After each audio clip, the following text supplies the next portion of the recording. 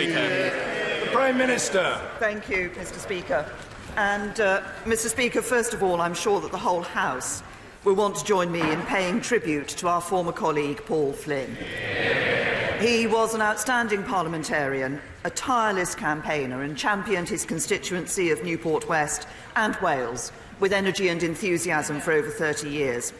Paul spent the vast majority of his career as a backbencher and wrote a helpful guide in his book, Commons Knowledge, How to be a Backbencher, before being made Shadow Leader of the House and Shadow Secretary of State for Wales.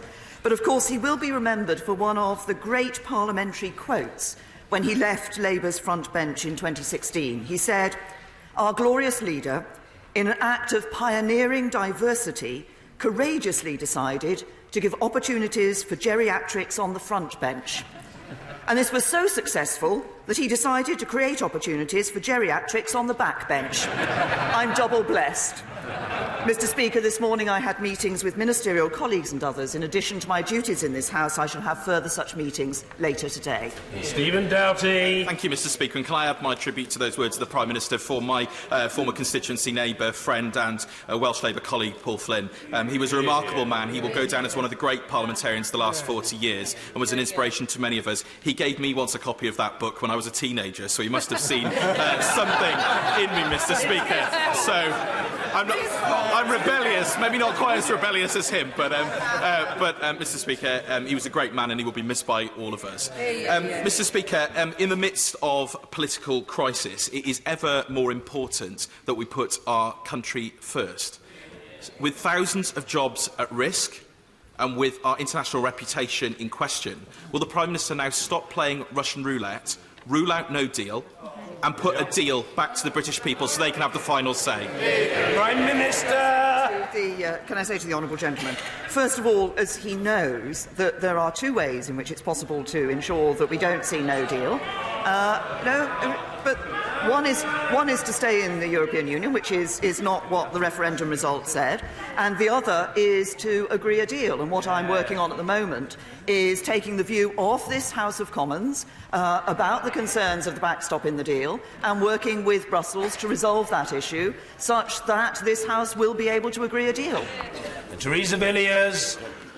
Mr. Speaker, this afternoon this House will debate anti-Semitism. And with that in mind, I quote from the statement of the Honourable Member for Enfield North, who explained Labour inactivity on this issue as that given a choice between the support of anti-Semites and ridding Labour of Jew hate, they have decided to side with anti-Semites. In the light of that, will the Prime Minister join me in urging Labour to rid their party of this scourge once and for all? Prime Minister. Can I say to my right honourable friend that I think this is a very important issue that everybody in this House should take seriously. I never thought I would see the day when Jewish people in this country were concerned about their future in this country, and I never thought I would see the day when a once proud Labour Party was accused of institutional anti-Semitism by a former member of that party. And it is incumbent on all of us in this House to ensure that we act against anti-Semitism wherever and however it occurs. It is racism and we should act against it. Jeremy Corbyn. Thank you, Mr. Speaker. Could I start by joining what you said on Monday in paying tribute to my friend and yours, Paul Flynn. He served in this House for over 30 years as member for Newport West. He was courageous, he was warm, he was witty. And as the Prime Minister pointed out, when he served briefly on the Shadow front bench, he came to the first Shadow Cabinet meeting and welcomed to me my diversity project to promote octogenarians to the Shadow Cabinet. His book on how to become an MP is absolutely a must-read. He was respected all across this House, and I think we're all going to miss his contributions and his wit and his wisdom. Our deepest condolences to his wife Sam and all of his family and all of his much wider family all across Newport and all across Wales. He was a truly wonderful man and a great and dear friend. I also hope, Mr. Speaker, that the House will join me in paying tribute to Baroness Falkender, who died earlier this month, and sending our condolences to her friends and family. When Marcia served with distinction as Political Secretary to Harold Wilson, She was subjected to a long campaign of misogynistic smear and innuendo, and I think she suffered a great deal as a result of it. And we should remember the great work she did as Political Secretary to Harold Wilson. The Prime Minister responded just now to a question on anti-Semitism. I'd simply say this. Anti-Semitism has no place whatsoever in any of our political parties, in our life, in our society. Mr. Ellis, be quiet now and for the rest of the session. You used to practice as a barrister. You didn't make those sorts of harumphing noises in the courts, or if you did, no wonder you no longer practice there. Jeremy Corbyn. As I was saying, Mr. Speaker, it has no place whatsoever in our society or in any of our political parties, and my own political party takes the strongest action to deal with anti-Semitism wherever it rears its head. Mr. Speaker, last week an EU official said the UK government was only pretending to negotiate, adding there was nothing on the table from the British side. So with just 37 days to go, can the Prime Minister be clear what will she actually be proposing today when she travels to Brussels? Prime Minister. Well, first of all, of course, there are a number of meetings taking place in Brussels. My right honourable friend, the Brexit Secretary and the Attorney-General were in Brussels earlier this week and had a constructive and positive meeting with officials in the European Commission on the issue of alternative arrangements and work on alternative arrangements. The issue that I'm taking to Brussels is the one I've been speaking to EU leaders about over the last few days, and that is the concern that was expressed in this House of ensuring that we could not find ourselves in the current backstop indefinitely. There are a number of ways that I've identified on a number of occasions at this dispatch box to deal with that. I've referenced the work on alternative arrangements. There is also the options of an end date or a unilateral exit mechanism, legal work, What matters in all of this is legally binding changes that ensure that we address the concern that has been raised by this House. That is what I will be discussing with the European Commission and will continue to discuss with them and European Union leaders. Jeremy Corbyn. Sounds like it might be quite confusing for the European Union to understand exactly what the Prime Minister is turning up with, actually. Mr. Speaker, she's had three groups of backbenchers working on three proposals. Firstly, to remove the backstop. Secondly, to make the backstop time-limited. And thirdly, to give the UK the right to exit unilaterally. So which of these proposals is the Prime Minister negotiating for today? 1, 2 or 3? Prime Minister. The right honourable gentleman points out that, as I have said, I've just said in my opening response to his question, he could have listened to that answer, but I'm happy to repeat it. There are a number of ways in which it is possible to address the issue that has been raised by this House of Commons, and work is being undertaken on those various issues. So on the alternative arrangements, for example, while the Commission has raised questions, particularly about the extent to which derogation from European Union law would be necessary in order to put those into place, and there's a concern about being able to achieve that if we're going to leave in time. Nevertheless, we have agreed that a work stream will go forward on those matters. We're also exploring the other issues, but the point is a very simple one. It isn't just a question of saying to the European Union, actually, this is just the one thing. It's a question of sitting down with the European Union and finding a solution that is going to deliver for the people of Northern Ireland and Ireland, that is going to ensure that we deal with the concern that has been raised here in this House of Commons, and that is going to enable a deal to be brought back to this House of Commons, which this House of Commons can support, so we leave on the 29th of March with a deal. Jeremy Corbyn. This week, the Foreign Office Minister said categorically, we're not leaving without a deal. But sadly, he doesn't speak for the government. Her Business Minister says he's very conscious of the damage of not ruling out a hard Brexit is having on business and industry. People's jobs and livelihoods are in the Prime Minister's hands. Will she stop playing games with people's jobs and make it very clear that no deal is absolutely ruled out? Prime Minister. People's jobs and futures are in the hands of every member of this House. Once again, the right honourable gentleman could have listened to the answer that I gave to his honourable friend in the first question that he asked. There are only two ways to take no deal off the table. One is to back a deal, the other is to revoke Article 50 and stay in the European Union. Now, he's refused to back a deal. So the obvious conclusion is that he must want to revoke Article 50. So he can stand up now and tell us what his policy is, to back the deal or stay in the European Union. Jeremy Corbyn. Well, I did write a very nice letter to the Prime Minister setting out what our views were. I'm sure she received it and read it, and I hope she's going to think on it. But it appears, Mr Speaker, that the Right Honourable Member for West Dorset is right when he said last week, this government and my Prime Minister will actually prefer to head for the exit door without a deal in the event her deal does not succeed. And he went on to say it's a terrifying fact. Mr Speaker, thousands of car workers in Derby, Sunderland, Birmingham and Swindon are facing redundancy. Does that matter to the Prime Minister? Prime Minister. Say to the right honourable gentleman, first of all, we have seen decisions taken by car manufacturers, and obviously the decision this week by Honda is one that is deeply disappointing. They have made absolutely clear that this is not a Brexit-related decision. This is a decision about the change that is taking place to the global car market. Jobs, of course, matter to this government. And while the right honourable gentleman wants to talk about jobs, perhaps he would like to change the habit of a lifetime and stand up at that dispatch box and welcome the excellent job figures under this government that we've seen this week. Well, the Prime Minister doesn't seem very interested in listening to those companies and industry bodies that say they need a customs union. And when she talks about jobs, will she also talk about those doing 2 or 3 jobs to make ends meet, those on 0-hours contracts, those are so low paid they have to access food banks just to survive, those suffering from in-work poverty under her watch, under her government? Last year, investment in the car industry halved. Brexit uncertainty is already costing investment. And where investment is cut today, jobs are cut tomorrow.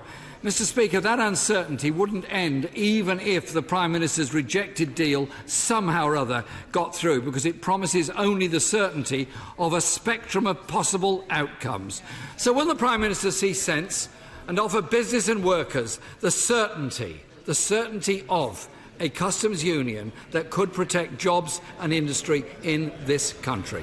Prime Minister. The right honourable gentleman will also have heard from car manufacturers is their support for the deal that the government negotiated with the European Union. But if he wants to talk about jobs, I'm very happy to talk about jobs, because what have we seen in the latest figures? Employment at a record high, unemployment at its lowest since the 1970s.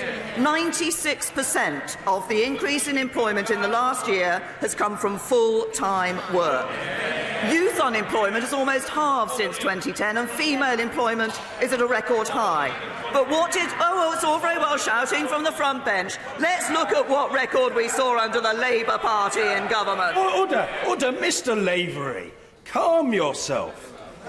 You have applied to be a statesman, but there is an apprenticeship, and you have to undergo it, and it is not assisted by that sort of sedentary ranting. Jeremy Corbyn. I beg your pardon, the Prime Minister is continuing her answer. Mr Speaker, so let's look at the record that the Labour Party had in government in terms of employment. Unemployment rose by nearly 500,000 under the Labour Party. Female employment rose by 26%. Female unemployment rose by 26%. Youth unemployment rose by 44%. And the number of households where no one had ever worked nearly doubled. That is a record of a Labour government where the working people pay the price of labour. And, Mr Speaker, child poverty halved under the Labour government. We invested in Sure Start in children's centres. We invested in a future for young people. She should get out a bit more and hear the anger of so many young people around this country of what they are suffering from now under her government, under her watch. The chair, Mr Speaker, of the manufacturers' organisation Make UK said yesterday, I'm saddened by the way that some of our politicians have put selfish political ideology ahead You should hear the rest of it first.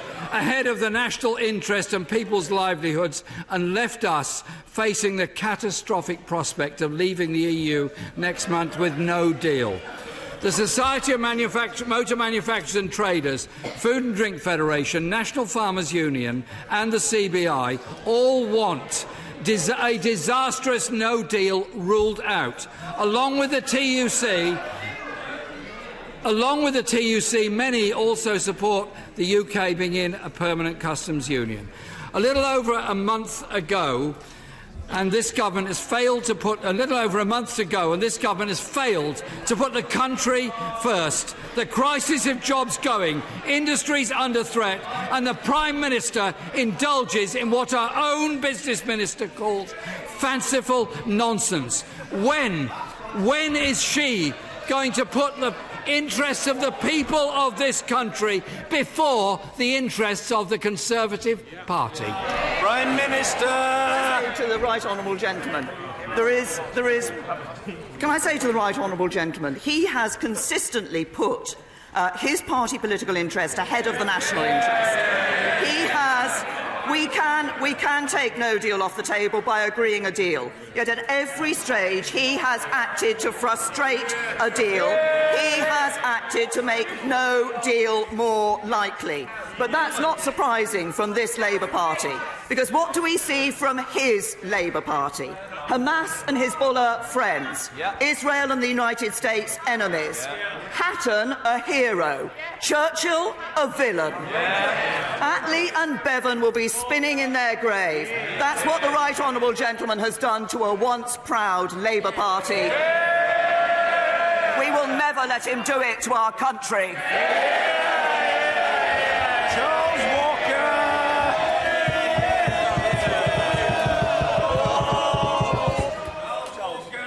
Thank you, Mr. Speaker. My right honourable friend will know from Shelter that many people in receipt of benefits are blocked from renting in the private sector. These people are often carers or have a disability. I know Number 10 is working with Shelter to resolve this problem. Will the Prime Minister give all her officials her support to resolve this pressing issue? Prime Minister! Say to my honourable friend, he's absolutely right to raise this issue. We are working with Shelter on it. I do urge that work to go ahead and to be to a fruitful conclusion. Can I also say to my honourable friend that actually this is an issue that one of my local councillors, Stuart Carroll, has raised with me, and I know he has come in to work with Number 10 as well on this issue. It's an important issue. We're working on it, and we look to find a satisfactory resolution of it soon. Ian Blackford. Thank you, Mr. Speaker. Can I associate myself with the remarks of the Prime Minister and the Leader of the Opposition for the sad death of Paul Flynn? He will be missed by many, and thoughts and prayers are with Sam and his family. He was a unique and a truly gifted parliamentarian. It was a pleasure to serve on a committee with him. It was a pleasure to have known him. Mr. Speaker, Westminster is broken. We are in the middle of a constitutional crisis on the brink of a Brexit disaster. And yet, this place is at war with itself. The Tories and the Labour Party are imploding. Scotland deserves better. We need a way out. Time is running out. Will this House get to vote on the Prime Minister's Brexit deal next week? And if not, when? Prime Minister! To the right honourable gentleman. Obviously, we're in these discussions with the European Union, and we will bring a vote back to this House when it is possible to bring a vote back to bring a deal back that deals with the issue that the House of Commons has raised. We've listened to the House of Commons. We're working on the views of the House of Commons with the European Union, and we'll bring a vote back when it's the right time to do so. Ian Blackford. Mr. Speaker, quite simply, that is not good enough.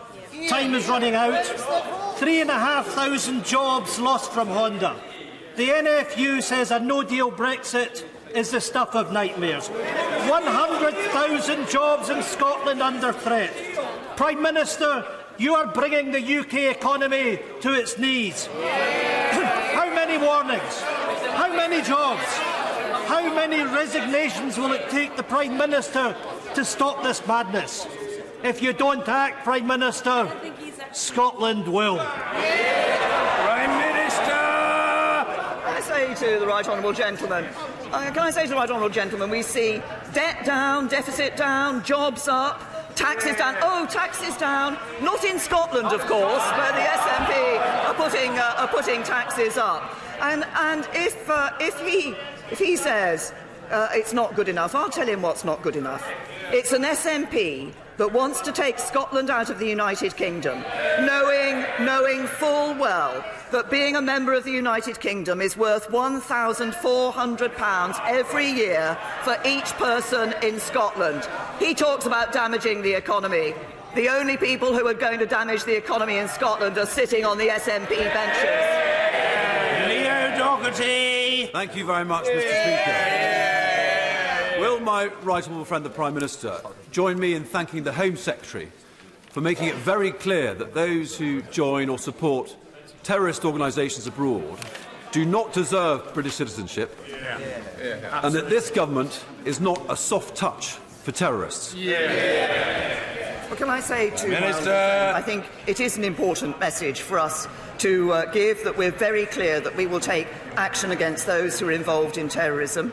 Obviously, the question of deprivation is one that each Home Secretary deals with on a number of occasions. I've dealt with deprivation cases myself. There's a very clear set of criteria on which the Home Secretary considers that matter. But the overall point my honourable friend makes is absolutely right, which is how important it is for this government and this country to make very clear that we will take action against those who are involved in terrorism. Eleanor Smith. Thank you, Mr. Speaker. Before I go into my question, could I just say about Paul Flynn, a colleague? I went to Bangladesh with him and his wife, and it was absolutely lovely. He's a very nice person who surely will be missed. Can I give my condolence to his wife, Sam, and hopefully she'll get in contact with me as soon as we can. Thank you. Right. Prime Minister.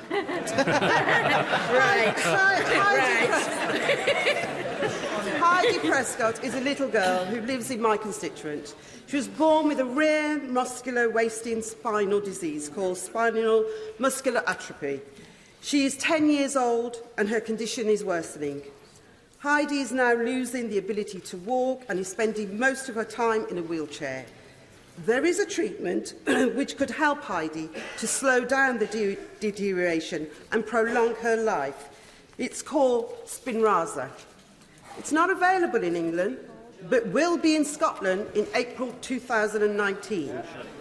Can I ask the Prime Minister, why can't this treatment be accessible to my constituent, Heidi, and other children in England with this disease? Prime Minister. To the honourable lady, obviously she's raised a particular case about Heidi, her constituent, and obviously I'm sorry to hear that Heidi is in these circumstances. The question of the drugs that are available and the treatments that are available, obviously we do have a robust independent process through the NICE reviews to look at new medicines that are possible, and this is the case with Spinraza.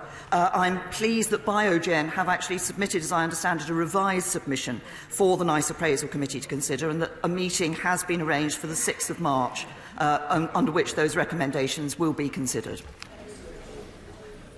Sir David Amis. Parliamentarians should be horrified that any human being would spend the night sleeping on a pavement.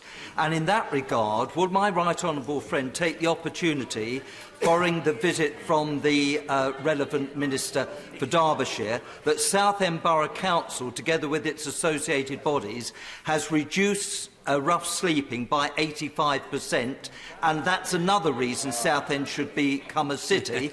and will the government do all it can to address issues of alcohol abuse and mental health? Prime Minister. Friend, that well done for getting in his bid for Southend once again to be a city, in that he raises very important issues. We are addressing these issues of alcoholism and mental health, and of course often these are issues that are connected, where people do find themselves homeless or rough sleeping. I'm happy to congratulate Southend Council on the work that they have done to reduce rough sleeping in their area. I'm pleased to say that the Rough Sleeping Initiative, which the government has introduced, is where we're working with local authorities with the highest levels of rough sleeping, has seen in those areas rough sleeping falling by 23%. So action is being taken, it is having an impact. Of course there is more to do, and we do focus on those issues which are underlie the problems that those find themselves rough sleeping are experiencing. Matthew Pennicuick. Thank you, Mr. Speaker. Hundreds of leaseholders in my constituency and many thousands more across the country are not only still living in privately owned buildings covered in dangerous Grenfell-style cladding, they have no idea whether they will have to pay the full costs of remedial works and interim fire safety measures. I'm sure the Prime Minister will tell me that she expects building owners not to pass on these costs and that nothing is ruled out. But all my constituents want to know is when will the government act to make private owners pay rather than just continue to ask them nicely? Minister. The honourable gentleman, I think he has heard me respond on a similar issue on this before, because we have repeatedly called on private building owners not to pass costs on to leaseholders. As a result of our interventions, 216 owners have either started, completed or have commitments in place to remediate, and 50 are not cooperating, but we're maintaining pressure on those and we rule nothing out. We have established a task force to oversee the remediation of private sector buildings, and that is actively working to do just that. Anne-Marie Trevelyan. Thank you, Mr. Speaker. Sometimes our public services fail to provide our military personnel, the veterans or their families with the support that they need, and they have nowhere to take their case for arbitration. Would the Prime Minister meet with me to discuss my campaign to create an Armed Forces Covenant Ombudsman so that those who've served our country will know they are valued? Yes. Well, can I first of all thank my honourable friend for the way in which she has worked to champion the Armed Forces Covenant and the interests of the armed forces. And of course, we should all recognise the sacrifice and dedication of our armed forces and the work they do for us day in and day out. I'd be very happy to meet with my honourable friend and discuss the proposal that she has. Tonia Antoniazzi. Thank you, Mr. Speaker. Prime Minister, alongside the tributes paid to our late dear colleague Paul Flynn, I hope she will join me in recognising his dogged determination in his fight for the legalisation of medicinal cannabis. Since November, however, the rescheduling of medicinal cannabis hasn't changed anything. Not a single new NHS prescription has been issued, causing the families of children with epilepsy, in particular, unbearable suffering. It's evident that someone somewhere is blocking it. But did the government mean to block this life-changing medicine to these children? And if not, what will they do about it? Prime Minister. The honourable lady, that of course the government has taken action in relation to the issue of medicinal cannabis, but the important thing is that decisions are taken on the basis of clinical evidence and taken by those who are best able to take those decisions, rather than simply being taken by government ministers. So a process has been put in place to ensure that where there are cases, those cases are looked at, they are looked at very carefully, and decisions are properly taken by the clinicians who are best placed to do so. Philip Hollowbone. The Home Secretary is to be congratulated for his swift and decisive action in removing British citizenship from Shamima Begum. But the fact remains that of the 900 British nationals who've gone to support Daesh fighting against British armed forces in Iraq and Syria, only 40 have been prosecuted. With 400 of these individuals set to return back to this country in the very near future, will the Prime Minister revisit the provisions of the Treason Act to make sure that these appalling activities receive suitable and just punishment? I say to Minister. Obviously our priority is ensuring safety and security here in the UK. And we also recognise that anyone who's travelled to Syria has not only put themselves in considerable danger, but potentially poses a serious national security risk. And any British citizen who does return from taking part in the conflict must be in no doubt they'll be questioned, investigated and potentially prosecuted. It is right that we follow that process, but I'm sure my honourable friend will also accept that one of the issues in looking at prosecution is ensuring that there is evidence to enable prosecution to take place. But decisions on how people will be dealt with are taken on a case-by-case basis to make sure the most appropriate action is taken. And of course, what we are doing is ensuring in every decision that we put the protection of the public and the safety of the public first. Tom Brake. The Prime Minister is correct. History will judge us all. History will judge us all. and those in positions of authority will be particularly harshly judged. People like the Prime Minister and the Leader of the Opposition for dividing the country and dividing their parties. So will the Prime Minister finally rule out no deal and stem the bloodletting in British jobs, dismiss the nonsensical notion of a jobs-first Brexit, and extend Article 50 to enable the people finally to vote on what is the sole justification that she sees for backing Brexit, and that is the will of the people? Can I say to the Prime Minister, if he is so concerned about ensuring that we don't leave the European Union without a deal, then he has a simple route through it, and that is to back the deal that the government brings back from the European Union. Sir Oliver Heald. Prime Minister join me in paying tribute to my old friend Steve Diamond, a haemophiliac sufferer who was infected with blood which was contaminated. He fought bravely for many years, over 20 years, showing great bravery and also resilience, and was supported throughout by his wife Sue. He was very grateful when the inquiry was set up, the Langstaff inquiry. And does she agree with me that it is vital that all the necessary NHS documents and all the medical notes which may be needed by that inquiry are available to it so it can be fully comprehensive? Well, first Minister. Of all, join my right honourable friend in paying tribute to Steve Diamond. The contaminated blood scandal was an appalling tragedy. It should never have happened, and it's vital that victims and their families who've suffered so much get the answers and justice they deserve. And they've waited, as we all know, they've waited decades for this.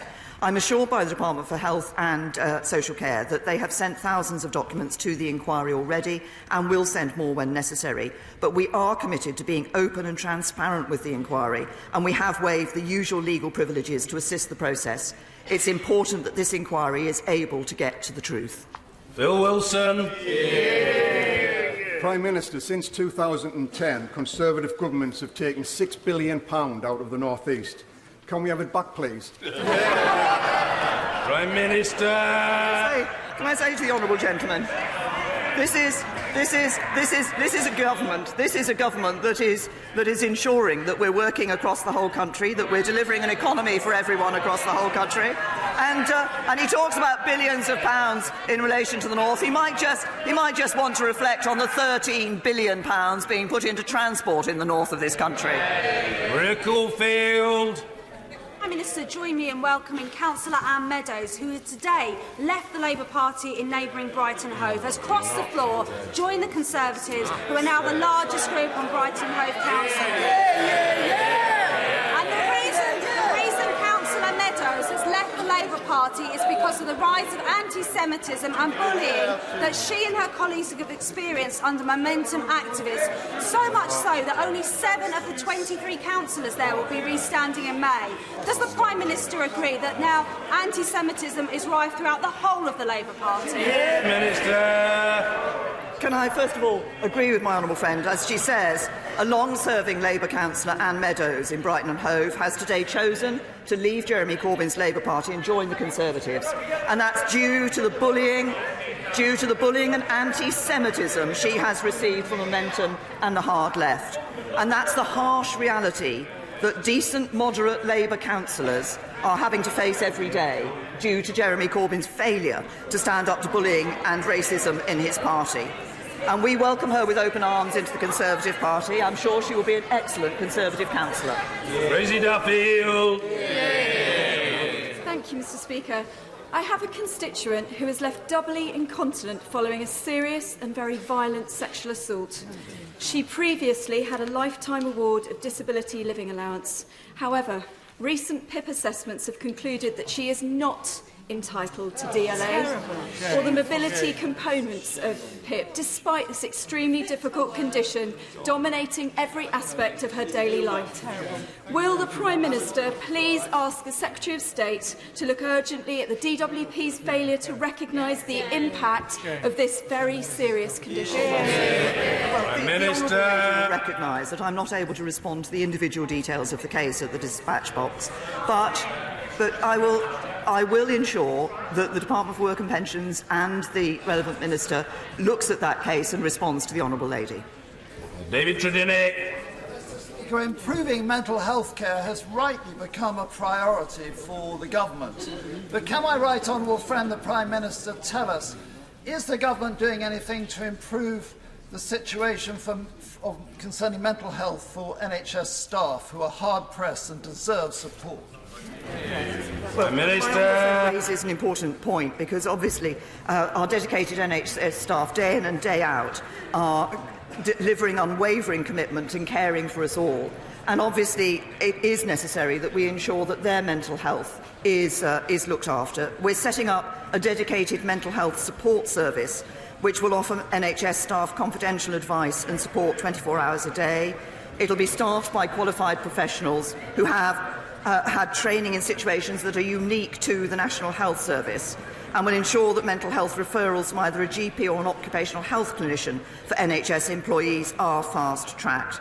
It's right that the mental and physical well-being is at forefront of our health service. It's right that we are taking this action to support our dedicated NHS staff.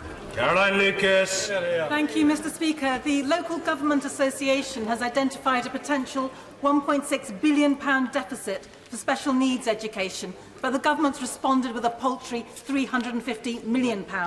So as a result, head teachers in my Brighton constituency are literally having sleepless nights. Vital reading programmes for children with SEN are being cut. Crucial support staff are being lost. So instead of repeating her usual line on schools funding, will she agree to meet a delegation of head teachers from Brighton so she can hear direct from them about the real pain that's being caused? Can I say to the honourable lady, first of all, I'm sure the honourable lady will look forward to working well with the largest group on Brighton and Hove Council now, the Conservative group on Brighton and Hove Council. She raises this issue about education funding. She refers to answers I've given in the past, because we have been putting more funding into education. We have been doing that in a number of ways. We have announced extra support, as she said, for children with complex special educational needs, and that's building on the £6 billion which is in place for that this year, the highest level on record. The honourable lady says it's not enough, but it is the highest level on record, and we are also putting money into new school places and better facilities for children with special educational needs. Robert Goodwill. Thank you. Communities up and down the country are installing defibrillators. The village of Brompton in my constituency has one in a former telephone box, a stone's throw away from the main road, but not directly visible from it. Does the Prime Minister think it would be a good idea if we had a nationally approved defibrillator road sign so that these life-saving devices could be quickly accessed in the event of an emergency? Prime Minister. Can I commend the action being taken in my right honourable friend's constituency? I see the same action being taken in my constituency of people ensuring that defibrillators are available. He's raised a very interesting point, and I'll ask the Department of Transport to look at it seriously. Lyndon. Thank you very much, Mr. Speaker. Recent research from the charity Bliss shows that 2/3 of dads have to return to work whilst their premature or sick babies are still in the neonatal intensive care unit. So if the Prime Minister thinks this is unjust, will she work with me to ensure that we change employment law and make sure that the dads and parents of premature babies like myself get the support they need to support their families? Minister. Can I say to the honourable gentleman, obviously I know this is an issue that's close to the heart of many members, but particularly close to the heart of the honourable gentleman. And I know that he has met with ministers to discuss this issue last year. Officials in Bays are undertaking what is a short, focused internal review of provisions for parents of premature, sick and multiple babies to obtain an understanding of the barriers to participating in the labour market. They're working with organisations such as Bliss, The Smallest Things and TAMBA to better understand these issues, and they've held focus group with a number of parents, and they've offered to discuss the conclusions that are reached with those interested parties in due course, and I'm sure we'll be happy to meet with the honourable gentleman to discuss this and taking this forward. Thank you, Mr. Speaker. The Prime Minister will be aware that the British Army has engaged in a recruitment campaign in Commonwealth countries. However, it is the case that only after soldiers have signed up for minimum 4-year contracts do they find out that they are not allowed to bring their children to this country. Given that these are brave women and men who are prepared to put their lives on the line for us and our country. I hope the Prime Minister will agree with me that this is something that needs to be looked into urgently. Will she therefore kindly agree to meet with me and others concerned to see how this matter can be progressed? Minister. To my right honourable friend, that the issue, I'm aware of the issue that he has raised. I'm told by the Ministry of Defence that they do make sure that information is available to individuals about what their situation will be. But I know that this is a matter that obviously crosses, it's not just of concern to the Ministry of Defence. Obviously, the issue of the immigration rules rests with the Home Office as well. And I will certainly meet with my right honourable friend and discuss this issue. Cunningham. Thank you, Mr. Speaker. 70% of flights are taken by 15% of the population, yet the Tees-Mayor has just spent up to £90 million of taxpayers' money buying an airport when most people across the area can't get a bus home after 6:30 at night. Could you help them out? Prime Minister. Can I say to the honourable gentleman, I recognise the importance of buses to our communities. We've been spending £250 million every year to keep fares down and maintain an extensive network. And the honourable gentleman might like to know that actually since 2010 we've seen 10,000 new routes across the North and the Midlands, and live local bus services registered have increased 15% in just the last 2 years. Roger Gale. Speaker, Paul Flynn was in his time a valued member of the United Kingdom delegation to the Parliamentary Assembly of the Council of Europe. And I know that colleagues on both sides of the House who serve on that body would like to join others in expressing our condolences to his family. Mr. Speaker, my armed forces constituents will be pleased to know that with effect from the start of this year, ex-service men and women will receive ID cards. Will my right honourable friend join me in expressing the hope that in time that card will become a passport to public recognition of some of the bravest and finest in our country? Prime Minister. To my honourable friend, we owe a huge debt of gratitude to the ex-forces community, and we are working hard, as he's indicated, to ensure that they receive the support that they deserve. As he says, any personnel who left the military since December 2018 will automatically be given one of these new ID cards, which will allow them to maintain a tangible link to their career and in the forces. But as my right honourable friend, the Minister for Defence People and Veterans, said, these new cards celebrate the great commitment and dedication of those who have served this country. And I hope they can provide a further link to ex-personnel and the incredible community around them. And I hope they will, as my honourable friend says, be a sign of the incredible valour that those ex-servicemen and women have shown. Angela Eagle. Thank you, Mr. Speaker. In 2017, during the election, we learned what the Prime Minister's definition of strong and stable was. As our automotive industry disintegrates before our eyes, as investment is put on hold, as growth slows, are we now learning what the Prime Minister's definition of smooth and orderly Brexit is? Prime Minister. To the honourable lady, as I say to every member of this House, there will come a further point in this chamber when every member will have a decision to take as to whether we want to ensure that we deliver on the vote of the referendum, on which most members of this House stood on a manifesto to do that, and to do that by leaving the EU with a deal. That will be a decision for all members of this House. I know where I stand. I believe we should be leaving with a deal. I hope the honourable lady agrees. Thank you. Order.